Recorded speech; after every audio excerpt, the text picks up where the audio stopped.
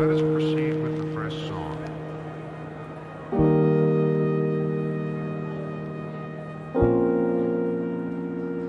Thinking blast processing was the sh*T.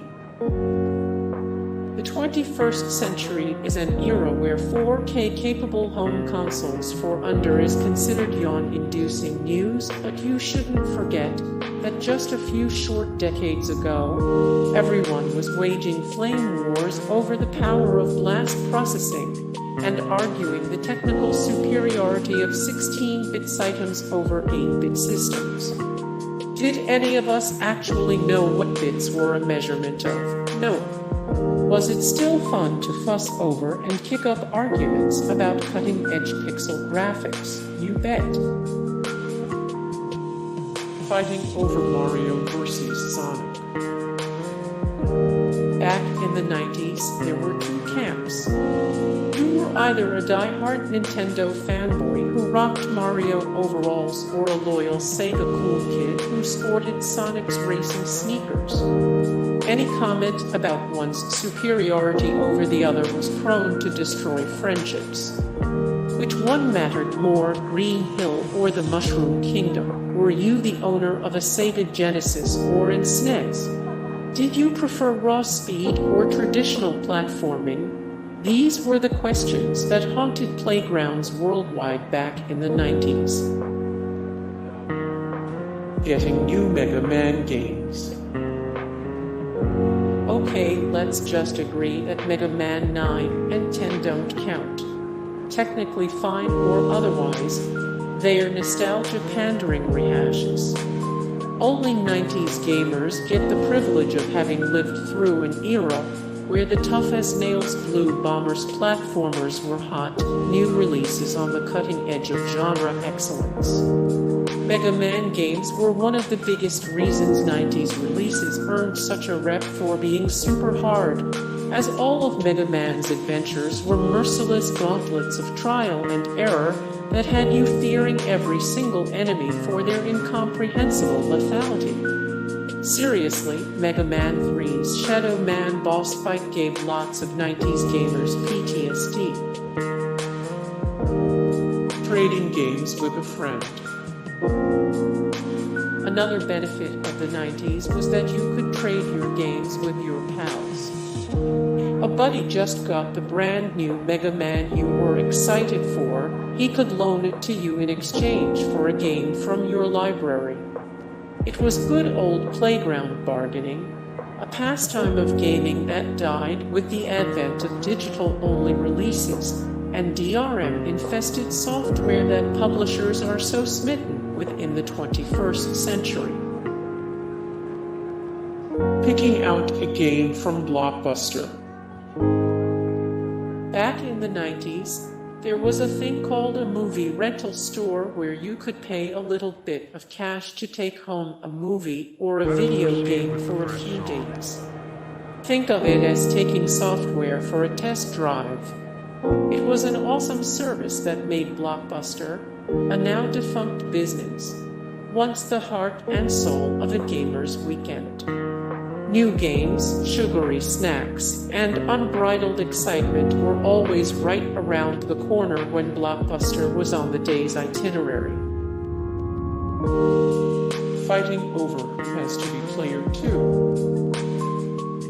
Player 2 meant different things to different people, depending on what games they played back in the 90s. For example, if you were playing Sonic 2, being Player 2 was both a blessing and a curse, as you had infinite lives but would die anytime Player 1 ran you off the screen. Functionality trade-offs like this were a common technical aspect of game design back in the day, prompting big fights amongst brothers, sisters, friends, and partners over who would assume the coveted or loathed role, depending on your point of view. Many preferred to be Player 1, as being in the spotlight and having control over the menu options was equated to being a boss. It was an interesting metagame to 90s video game hangouts, undoubtedly. Way fewer checkpoints. The insane difficulty of the games. The insane difficulty of the games. Getting the complete game at launch. Getting the complete game at launch. That feeling when you hold a new game your parents just bought you from the store. For a lot of 90s gamers, adults were a necessity in reaching game stores to purchase new titles. This was before the era of digital downloads, so you had to physically go to a store and buy a hard copy of a game.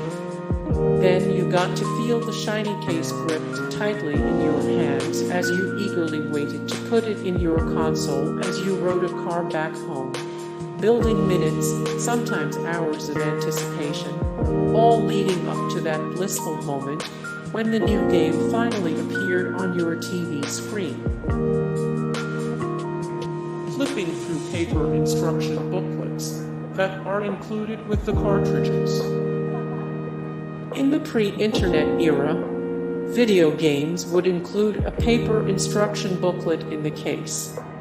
The booklet would feature background information on characters, concept art for the game, and a straightforward description of how the controls worked.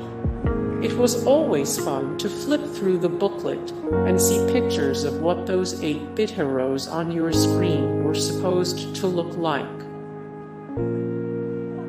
Couch co-op only, no online play. Without the internet, there was only one way to get your digital kicks with a friend: couch co-op. After school, you and a buddy would sit down and fight over the better controller, who had to be player 2, and who got to sit in the cooler beanbag chair. It was classic buddy bonding at its finest, an experience born from the limitations of 90s hardware and the lack of online gaming. It was a blissful, innocent time when gaming was an actual social experience, not just kids **G talking each other from behind anonymous screens and immature Xbox Live gamer tags. Blowing on cartridges. There's a whole bunch of ancient technology that went into making the ye old gaming cartridges of yesterday produce their 16-bit magic. From time to time, the games would bug out and every kid knew what to do: pop the cartridge out, blow on the insertion slot, then shove her back in to watch the game magically spring to life. Did you know why this was supposed to fix the problem? No. Was there any science to even back it up? Was it a fun little bit of easy troubleshooting that's now a long-lost gaming tradition? Yeah. Hey guys, thank you so much for the support and likes and comments down below, and also thank you so much for watching, and I look forward to see you in the next video. Then take care. Bye.